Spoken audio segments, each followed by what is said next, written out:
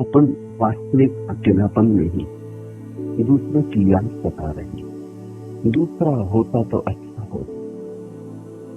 दूसरे की गैर मौजूदगी खलती है, कांटा चुभता।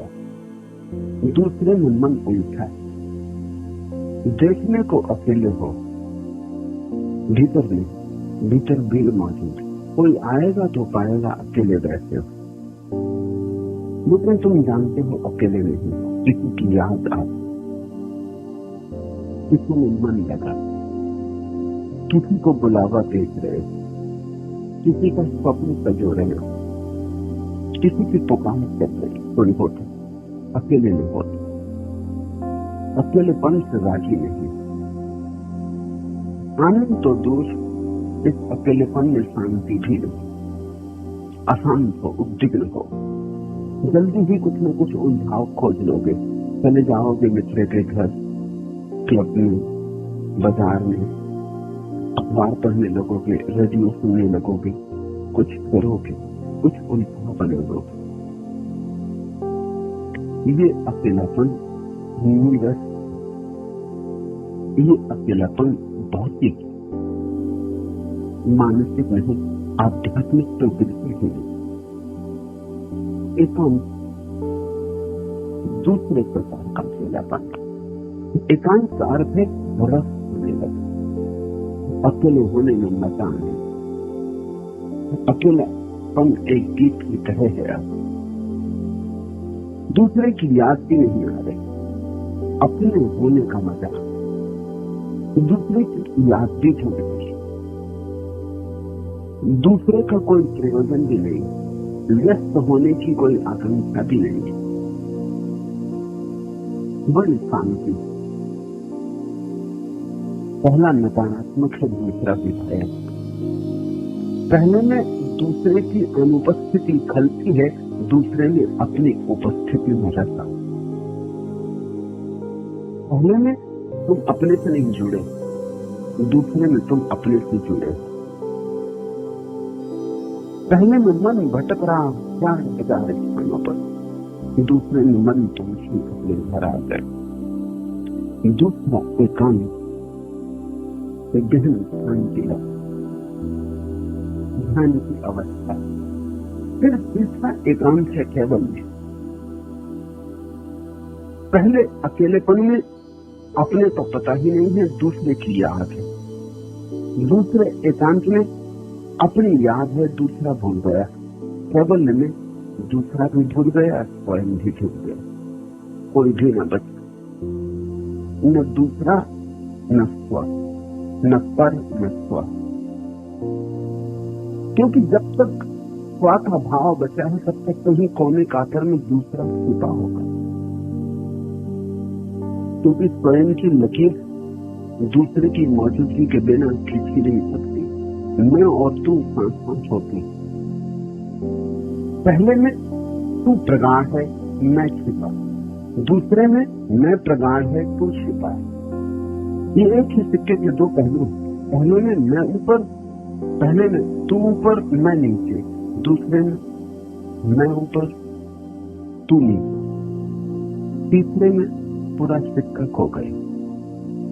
न मैं बचा न तू बचा, केवल में ये परम एकांत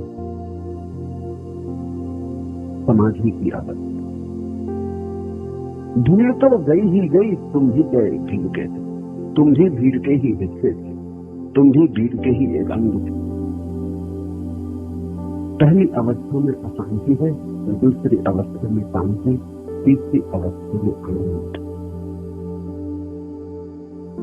पहली नकारात्मक, दूसरी विधायक, तीसरी महोत्सव।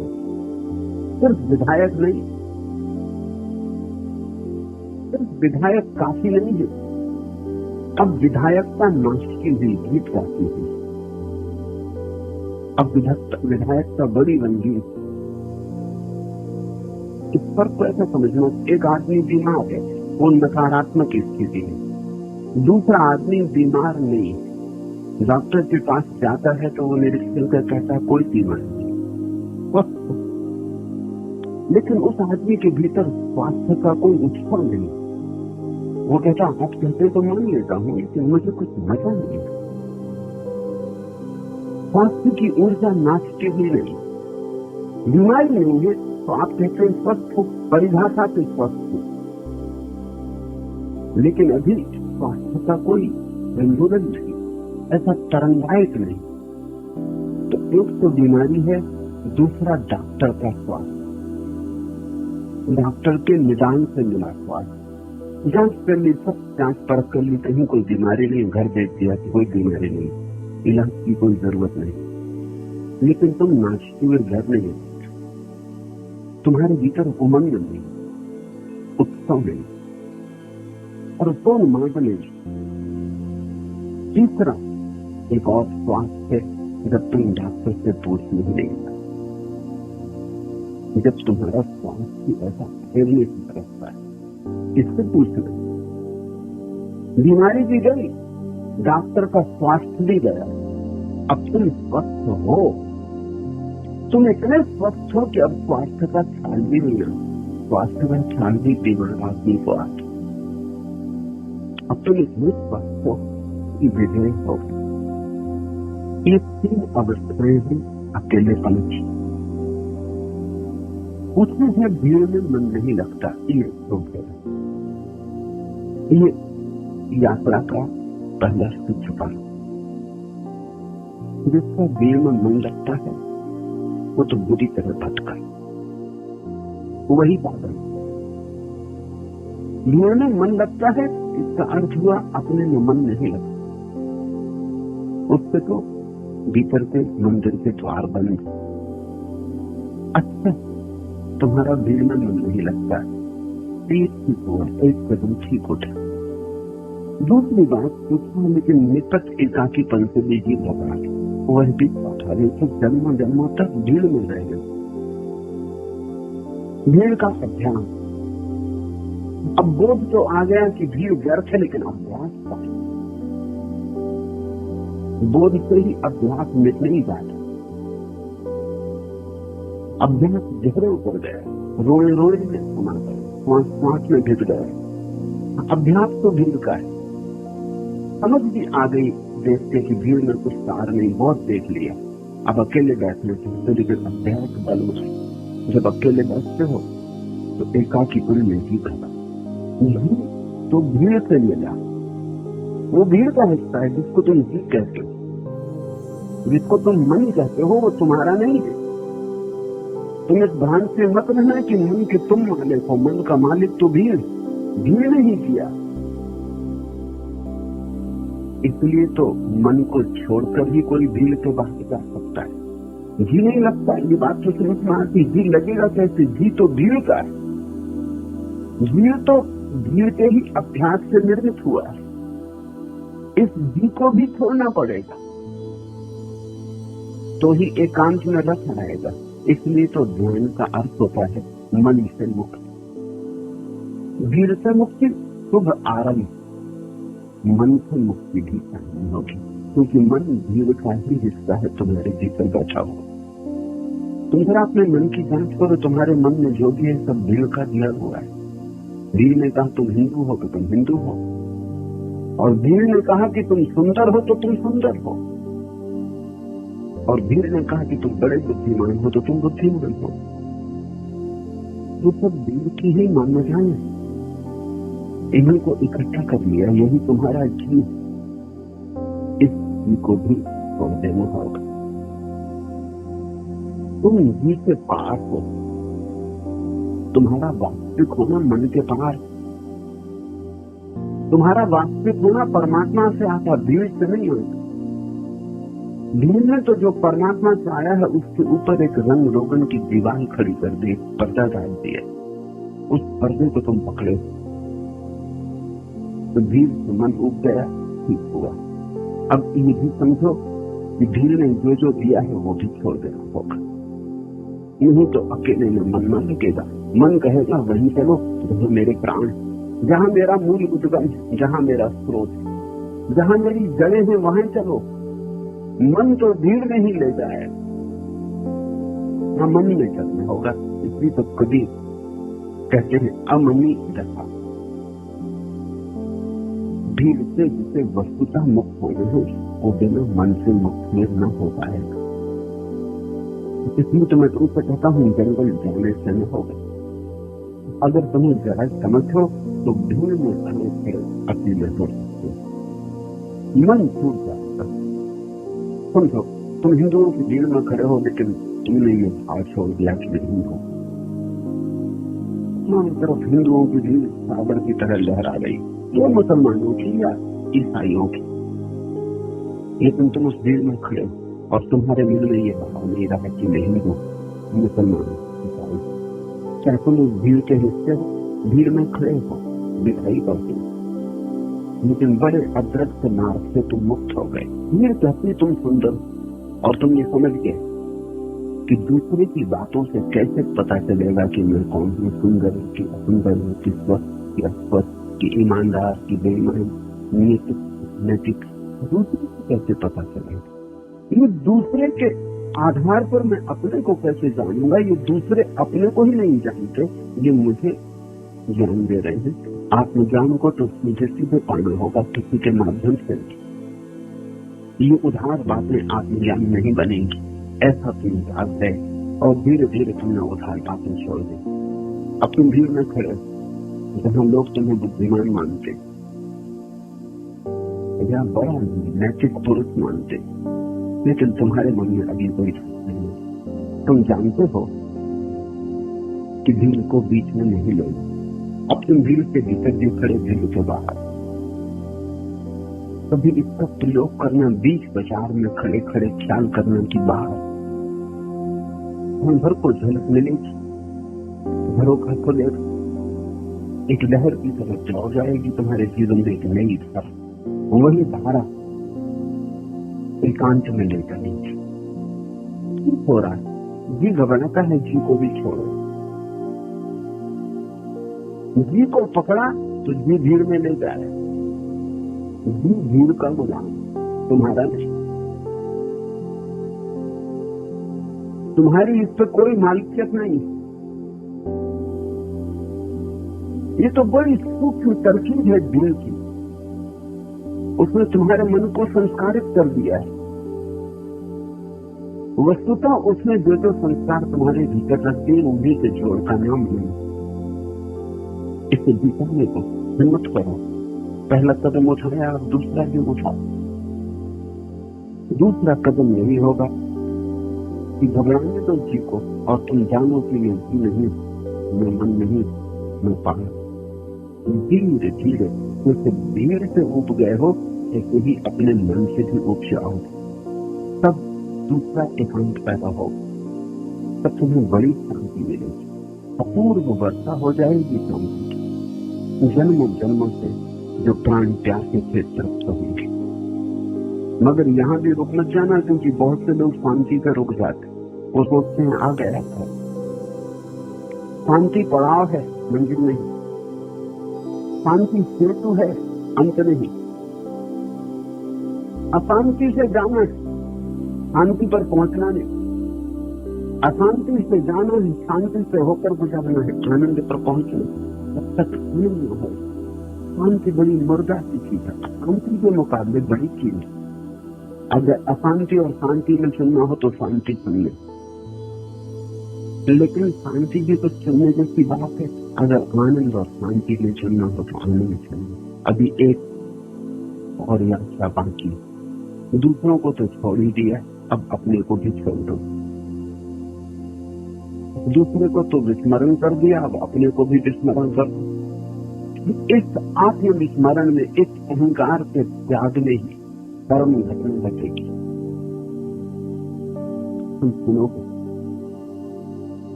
उस आखिरी जो अंतिम की तो परमात्मा की, तब तुम पहली को निमित्त सुनोगे। परम वादा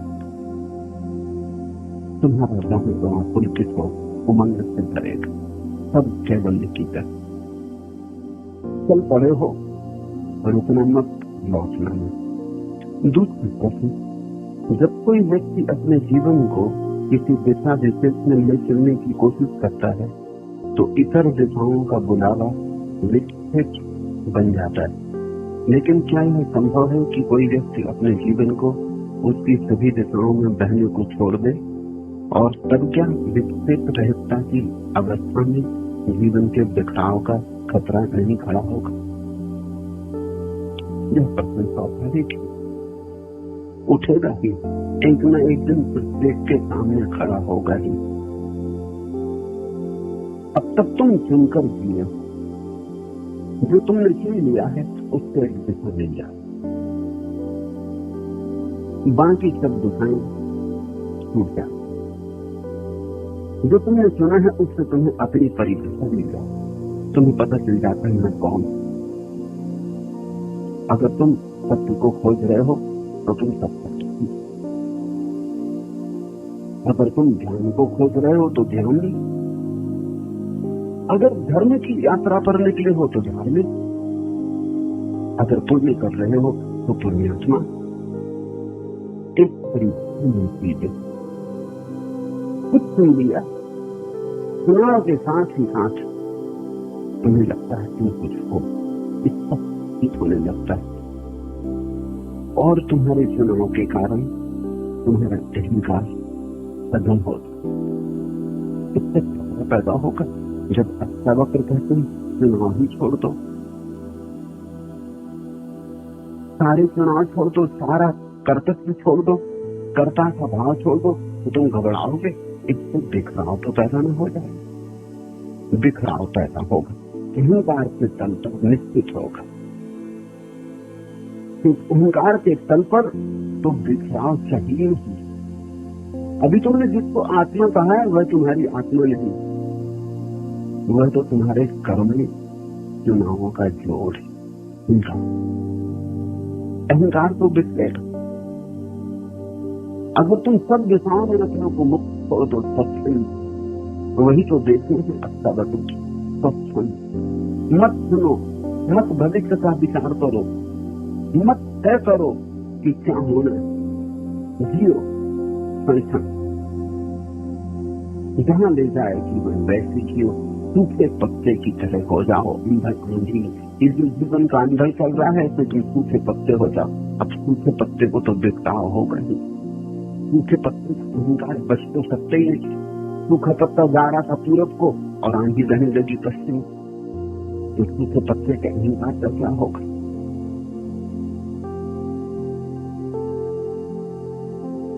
और सूखा पत्ता तड़पेगा, ये तो गलत हो रहा है, जो नहीं चाहिए था वह हो रहा है। मैं कुछ और चाहता था, ये तो असफलता हो रही, ये तो विकास का होना था, तो मैं हार गया, तो अहंकार टूटेगा। और सूखे पत्ते इतने चालाक भी नहीं कि अपने अहंकार को बचाने के लिए नई नई तरकीबें खोजते हैं। उनको बड़ा चाहिए। मैंने सुनी, मुन्ना नसरुद्दीन एक राह से गुजर रहा था और एक बड़े पहलवान जैसे दिखाई पड़ने वाले आदमी ने जोर से उसकी पीठ पर धक्का मारा, ढोल जमा की, तो पांव खड़े चित्त जमीन पे ऊपर उठ के खड़ा हुआ, बड़ा नाराज। लेकिन नाराज की एक क्षण हवाओं में देखा कि पहलवान खड़ा है झंझट की बात, फिर भी अपने को कुशल से चालना। उसने का महानुभाव, ये आपने मजाक में किया या गंभीरता है? उस पहलवान ने तो मजाक में नहीं गंभीरता से किया। मुन्ना ने कहा फिर ठीक, क्योंकि ऐसी मजाक मुझे पसंद है। उधर गंभीरता से किया, फिर कोई हटा और चल पड़ा। ठीक नहीं, इतना बहाना काफी अपने अहंकार को बचाने का।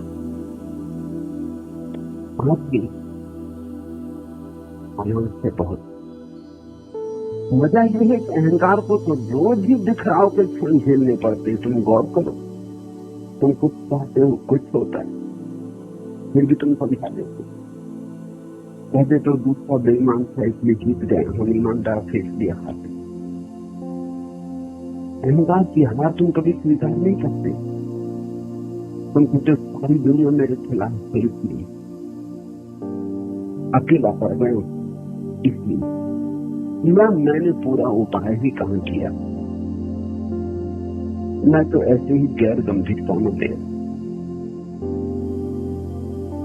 कुछ न कुछ मार्ग खोज और अहंकार को बचा लेते। अगर तुम जीवन को गौर से पढ़ो, जीवन के पाठ को ठीक से पढ़ो, तो जीवन रोज तोड़ रहा है, क्योंकि जीवन को तुम्हारे चुनावों से कुछ लेना देना नहीं। तुम्हारे चुनाव वैयक्तिक, इस समग्र को उनसे कोई प्रयोजन नहीं। तुम्हारे चुनाव अगर कभी कभी हल भी हो जाते हैं तो संयोग समझना, ये संयोग की बात है कि तुमने कुछ ऐसी बात सुनी जिस तरफ अस्तित्व अपने आप जा रहा था, बस भाग्य बसा धीरे निकलती थी और सीखा टूट गए। इस संयोग की बात समझना, कोई दिल्ली के लिए छूटा नहीं टूटता है, ये बिल्कुल संयोगिक था कि तुमने चुन ली ऐसी बात जो होने जाए। लेकिन जब तुम्हारी चुनी हुई बात हो जाती तब तुम बड़ी अकल से भर जाते हो, देखा। और जब तुम्हारी बात टूटती, और तुम्हारी बात 100 में 99 मौकों पर टूटती, क्योंकि संयोग तो कभी 100 में एकाध हो सकते, अपवाद हो सकते। उन 99 मौकों पर हम कुछ न कुछ तरफ जाल फैला के अपने को समझा लेते, कहीं दोस्त देके किसी तरह अपने को निवृत्त कर दे। जीवन को कोई ठीक से देखेगा तो अहंकार निर्मित ही नहीं हो सकता, बिखराव का तो सवाल ही दूर। और अगर तुमने अष्टावक्र की बात मानकर चुनाव रहित का प्रयोग किया तो निश्चित बिखराव होगा। लेकिन एक बात समझना, तुम्हारा नहीं है बिखराव, तुम्हें जैसा परमात्मा ने बनाया है वैसे का तो कोई बिखराव नहीं। परमात्मा ने तुम्हें अहंकार शून्य बनाया, अहंकार तुम्हारा ही निर्मित किया हुआ है, वही टूटेगा। जो तुमने बनाया है वही टूटेगा, जो तुमने नहीं बनाया है वो कभी टूटने वाला नहीं। अहंकार बिखर जाएगा, और जब अहंकार बिखरेगा तभी तुम्हें आत्मा का पहली दफा पता चलेगा, और वही वास्तविक पावर। पूछते हो, ठीक पूछते हो कि तब क्या विक्षेप रहितता की अवस्था में जीवन के बिखराव का खतरा नहीं खड़ा होगा? अष्टावक्र कहते हैं कि ज्ञान की जो परम अवस्था है विक्षेप रहित। विक्षेप रहित का अर्थ होता है वहां कोई डिस्ट्रैक्शन नहीं। इसका मतलब ये हुआ कि अब तुम कुछ चुनाव ही नहीं करते, नहीं तो विक्षेप होगा। समझो, तुम ध्यान करने बैठ गए और एक कुत्ता आके भौंकने लगा, विक्षेप पैदा होगा, क्योंकि तुम एकाग्र होने की चेष्टा कर रहे थे। ये कहा विभक्त कुत्ता आता है। अब तुम समझाते हो कि मालूम किस जन्म में कौन सा कर्म किया है, इस कुत्ते के साथ कौन सा दुर्व्यवहार किया था कि मैं ध्यान करने बैठा हूँ तब इन सज्जन को भौंकने की याद आई।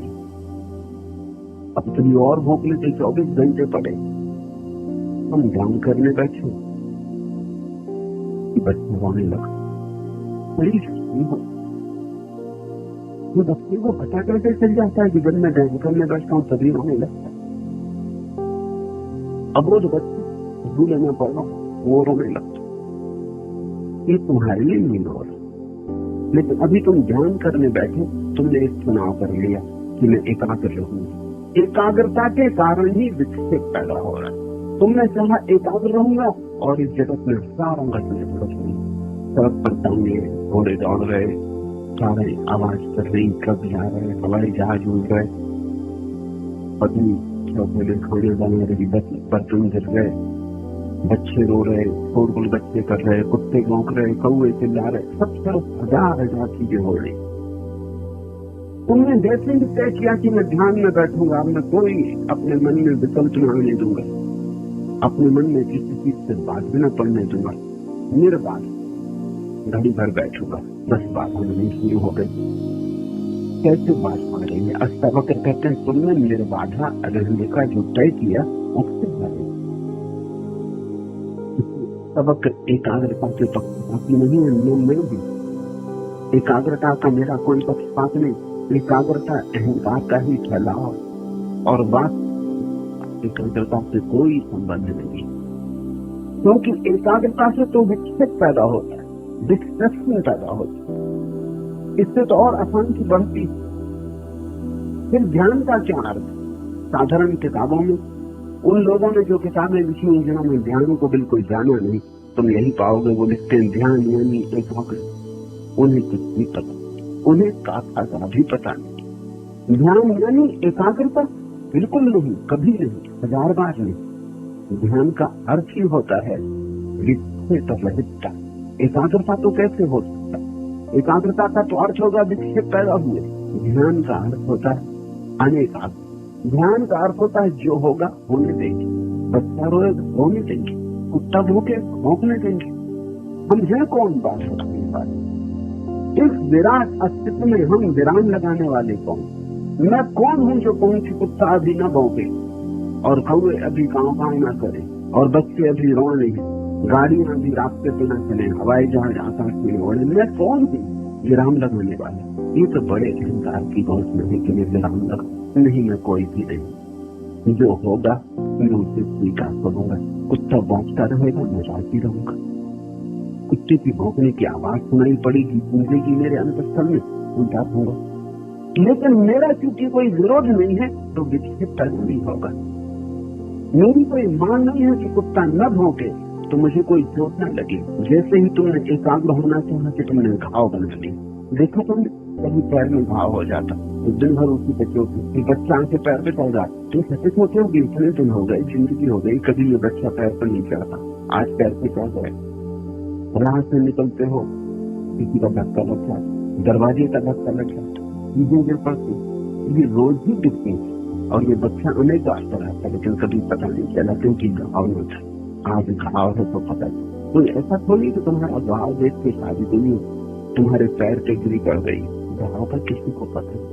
जब तुम एकाग्र होने को बैठ गए और तुमने चेष्टा की, बस घाव पैदा हो गया। अब छोटी छोटी चीजें बाधा डालने लगेगी। तुमने ख्याल किया होगा ध्यान करने बैठो, कहीं चीजें सरकने लगती, अभी तक नहीं सरक रही, जिंदगी भर नहीं सरकी, कहीं छोटे, कहीं लगता है कि सिर में कोई सीटी चढ़ गई, कहीं पैर हो जाता है। 1000 काम एकदम शुरू हो जाते हैं, जैसे सारा संसार तुम्हारे ध्यान के विपरीत। ध्यान के विपरीत नहीं, एकाग्रता के विपरीत है। संसार विपरीत है ऐसा कहना ठीक नहीं। एकाग्रता में तुमने संसार के विपरीत होने की घोषणा कर। एकाग्रता की चेष्टा में तुमने कह दिया मैं दुश्मन हूँ, तुमने कह दिया कि अब मैं नहीं चाहता न चींटियां चले, न हवाएं चले, न पक्षी बोले, न रास्ते पे कोई चले, न बर्तन गिरे। तुमने सारी दुनिया को कह दिया कभी मैं ध्यान कर रहा हूँ, सब ठहर जाए। तुमने घोषणा कर दी विपरीत की, विक्षेप पैदा होगा, 1000 विक्षेप पैदा होगा। इससे सिर्फ क्रोध पैदा होगा, अशांति पैदा होगी। ध्यान का वास्तविक अर्थ है अनेकाग्रता, नॉन कंसंट्रेशन, शांत होकर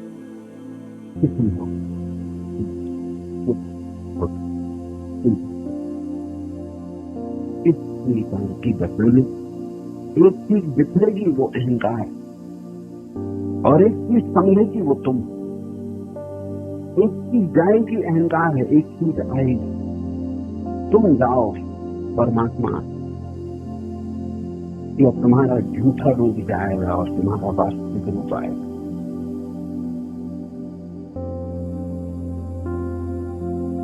जब तुम्हारा कोई चुनाव नहीं तब जीवन में समस्या को कबीर ने कहा, साधो यह कौन सा मुकाम है? फलक नहीं, जन्म नहीं, कि सब नहीं, शहर नहीं, कि गम नहीं, खुशी नहीं, कहाँ यह लेके आ गई हवा तेरे तैयार की। अगर तुम ऐसे होके बैठ गए, अनेकाग्र होके बैठ गए, एक दिन पाओगे यह कौन सा मुकाम है? फलक नहीं, जमीन नहीं, कि सब नहीं, शहर नहीं, कि गम नहीं, खुशी नहीं, कहाँ यह लेके आ गई हवा तेरे तैयार की। तुम्ही थे मेरे रहनुमा, तुम्ही थे मेरे हम सफर, तुम्ही थे मेरी रोशनी, तुम्ही ने मुझको दी नजर। बिना तुम्हारे जिंदगी समा है एक मजार।